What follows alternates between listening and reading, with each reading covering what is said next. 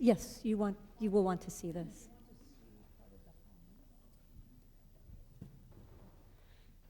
Today we are celebrating Earth Day with a special set of readings offered by the Episcopal Church for this day. And I want to explore on this Earth Day commemoration the notion that life creates conditions conducive to life. So think about that. Life creates conditions conducive to life. And I'm going to introduce this topic with a video by the woman credited with writing that, a scientist named Janine Benyus. Please come back, monitor. Who has written a book called Biomimicry. As soon as we get our video up, I'll show this.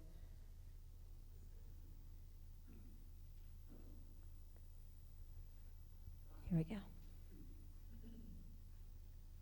You know, the answers we seek, the secrets to a sustainable world, are literally all around us. And if we choose to truly mimic life's genius, the future I see would be beauty and abundance, and certainly fewer regrets. You know, in the natural world, the definition of success is the continuity of life. You keep yourself alive, and you keep your offspring alive. That's success. But it's not the offspring in this generation. Success is keeping your offspring alive 10,000 generations and more. And that presents a conundrum because you're not going to be there to take care of your offspring 10,000 generations from now. So what organisms have learned to do is to take care of the place that's going to take care of their offspring. Life has learned to create conditions conducive to life. And that's really the magic part of it. Life creates conditions conducive to life. And that's also the design brief for us right now. We have to learn how to do that. And luckily, we're surrounded by the answers. And, you know, millions of species willing to gift us with their best ideas. Shh. Life creates conditions conducive to life. Janine Benyus is a scientist, but really a scientific writer who goes around talking to people who are trying to design things the way that nature designs things. Because nature always designs things that are beneficial to itself and its environment and the other creatures. It never designs things that kills others, but human beings do. This phrase, life creates conditions conducive to life, could be a summary of that reading from Ezekiel, in which God is telling Ezekiel about the water that is flowing from the temple. And notice the genius in that water and all of creation that benefits from that water. The water flows both fresh and salty, so that for creatures that need salt water, they have it. But there are other places where the water will be fresh because there are creatures that need fresh water. There are plants and birds, fruit trees that provide food for human beings and other creatures, blooming throughout the year because they know nature knows how to time crops so that something is always available to feed throughout the year. It is a design brief, as she calls it, for life that creates conditions that are conducive to life. And in Psalm 104, we hear the psalmist praising God for the genius of God's creation. That it says, God, you have done this in your wisdom. You have implanted divine wisdom in all of nature, and every creature and every plant and every inanimate object. There is a genius that we'll be talking about shortly. So why are we at Earth Day? Earth Day is not about celebrating the beauty of creation. It was started in 1970 in the United States by some of the most conservative Republican and some of the most liberal Democratic legislators in our country to call attention to the fact that our country was in danger and creation was in danger due to things that we were noticing at the time, types of pollution, and had a call to action that resulted in President Nixon starting the Environmental Protection Agency, the Clean Water Act, the Clean Air Act. Numerous things came after that. We have known this. So how have we gotten here to the point where we are? The problem is God gave us a certain kind of genius, but it's a short-sighted genius that tends to look for short-term, quick solutions to problems, as opposed to thinking about how things will be 10,000 generations down the line. And this is not a new problem. The Industrial Revolution started long ago, and in 1807, William Wordsworth wrote these words: "The world," not nature, "the world is too much with us. Late and soon, getting and spending, we lay waste our powers. Little we see in nature that is ours. We have given our hearts away, a sordid boon. This sea that bears her bosom to the moon, the winds that will be howling at all hours, and are upgathered now like sleeping flowers. For this, for everything, we are out of tune." What is the Christian response to the damage that our scientific genius and just our human behavior has done to creation? Well, first we start with one of our most fundamental theological understandings of Christ, and especially the risen Christ in this Easter season. We believe that Christ is in and through all things, and this has been an early understanding of Christ from about the second century. Every cell, every man-made thing, every molecule of air, molecule of water, every little glint of light in your eyes, every eyelash, every feather on a bird is Christ. That is our understanding. And so to treat creation well is to treat Christ well. To desecrate creation is to desecrate Christ. It's that fundamental an understanding of where the risen Christ is.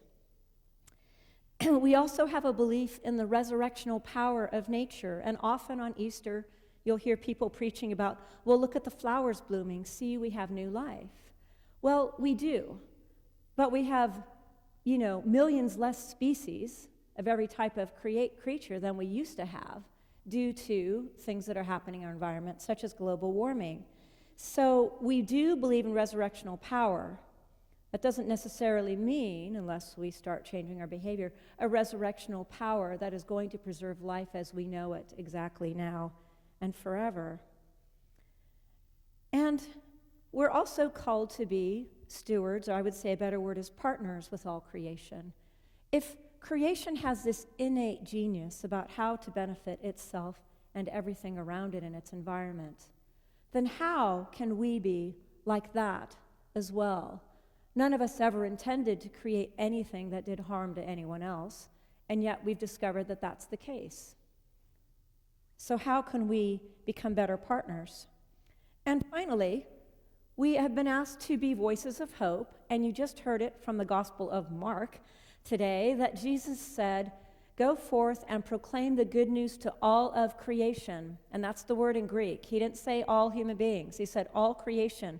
The good news to the grass, the good news to the ocean, the good news to the rivers, the good news to the birds that always show up right when we're preaching on Earth Day. All the little live things.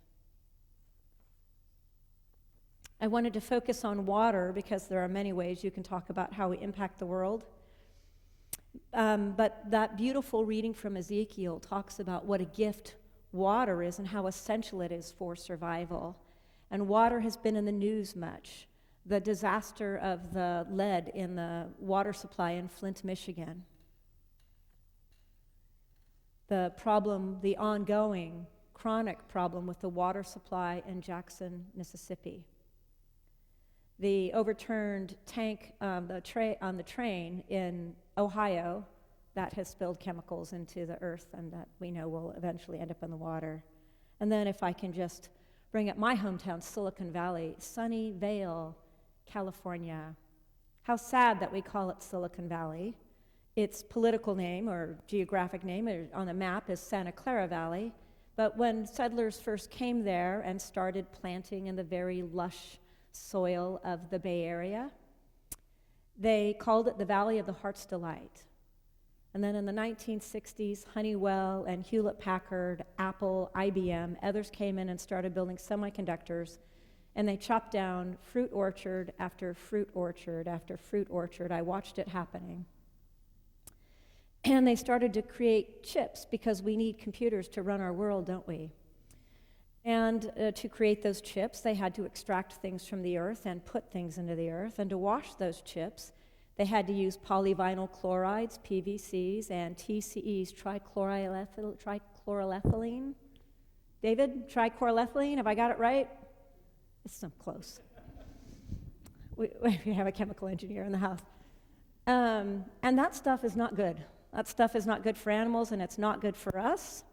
It has been shown to indicate to be a possible cause of the cluster of scleroderma, an autoimmune disease that killed my mother, my brother, my aunt, who also lived in Sunnyvale, my next-door neighbor, the friend I went to high school with across the street, and my other friend from childhood who lived a few blocks away. It's considered a rare disease, and I've named 5 people who lived within a block of me.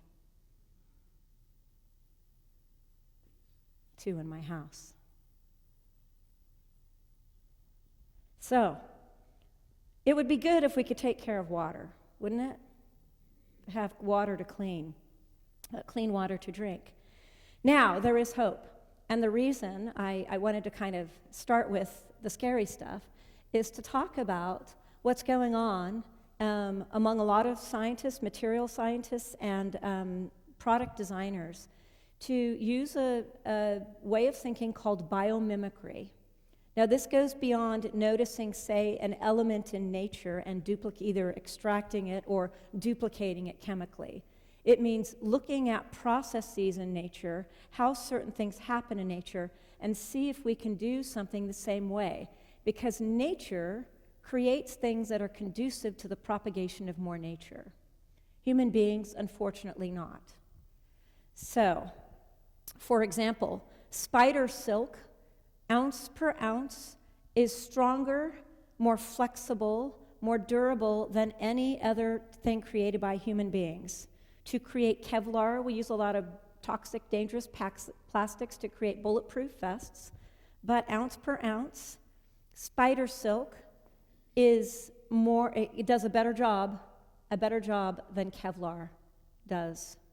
A better job. You know the things they use to stop the jets that land on aircraft carriers? You could use spider silk for that. All we have to do is figure out how to generate spider silk the way that spiders generate spider silk. And there are whole teams of scientists working on this. I want to talk about the water one, though.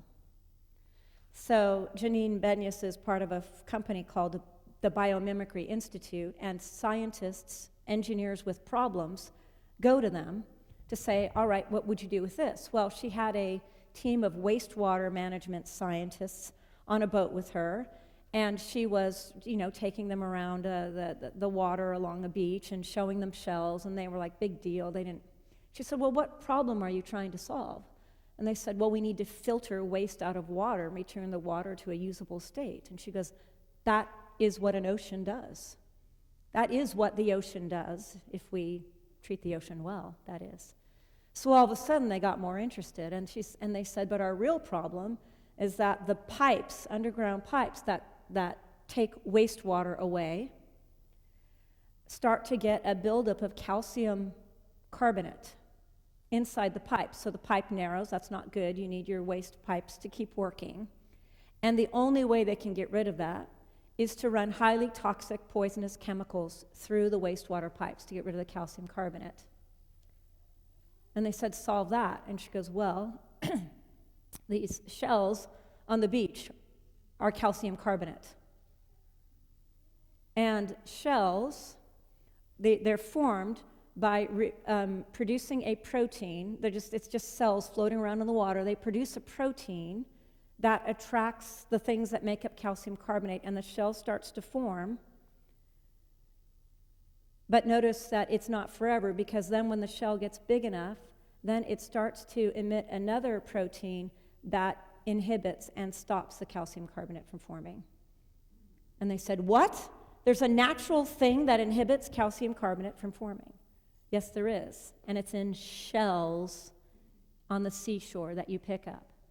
So all they have to do, and granted it'll take them 20 years of research, but all they have to do is figure out how to make that thing that shells give off to stop the growth of shell. And that's how you get rid of the calcium carbonate, or prevent the calcium carbonate from ever developing. So there's tremendous hope in science. If you read her book, if you watch any of her other videos, trust me, it's very hopeful news about how we can do things better. Now, granted, most of us in this room are not scientists. I know several of you are. But what do normal people like us do? I would suggest two things. First of all, we can stop polluting in many different ways. I went grocery shopping on Earth Day. Oh, sorry, I wasn't supposed to move. Sorry about that. How am I doing? All right. I went grocery shopping. I've been using this same, these reusable bags. Random bags for 4 years. They look the same way they did 4 years ago, to stop using plastic bags. And then 3 years ago, I bought, a dozen of these net produce bags for $10 off of Amazon. And every time I go grocery shopping at the Vons, I walk around flashing my, hoping the other people will see it. But no, they're all there with their individual clear plastic bags, bag after bag after bag after bag, that they're going to throw away because you can't recycle them. And then, even though we've been encouraged, they do bag after bag after bag after plastic bag. And we know that plastic bags are killing creatures. They're killing us. You know that they did a study of Italian women, and they tested their breast milk, and 75% of them had plastic in their milk. It's everywhere. So it's going to be everywhere, but the point is, we can decrease what we're doing. Or, at the very least, if you go to the store and get one of these, you can use it 200 times. Doesn't need to be all crisp and new. You could use it 200 times. So one, we can pay attention to what people have been asking us to do, telling us to do for the sake of the environment. But the other thing that we can do, all of us, scientists or not, is do exactly what Janine is doing, which is to look at nature, the book of nature, and what it teaches us about how to live in concert with the rest of creation, so that we are helped and not harmed by our actions. There are a bunch of principles about how nature creates things, how nature designs things. And one of them, for example, is that it is self-limiting. That shell is self-limiting. It uses what is available to it, readily available, absorbs it, and then has something within it that stops it from getting too much, too big, taking over, taking more than it needs. If we do this, if we start to turn to the book of nature and study it the way other people are doing, we can start to be part of the solution. Life that creates conditions conducive to life forever and ever. Amen.